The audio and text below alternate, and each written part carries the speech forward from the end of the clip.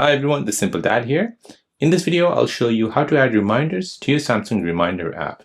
So with Gemini, you can create a reminder in the Samsung Reminder with the exact time you requested. So let me show you how to do this. So we'll go ahead and open up Gemini. In Gemini, we'll go ahead and ask it to remind me to call someone at 2 p.m. Please remind me to call John at 2 p.m. tomorrow on Samsung Reminder app. I have set a reminder for you to call John at 2 p.m. tomorrow on the Samsung Reminder app. So if I tap on Samsung Reminder, this will basically show me that reminder which I created.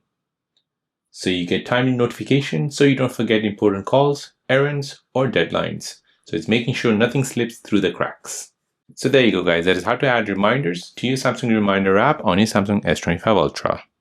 If you're new on the channel and you want to find out more about your iPhone, your Android phone, or any other social media apps, then don't forget to subscribe to this channel to become a part of the Simple Dad community. Hit the like button if you find this video useful.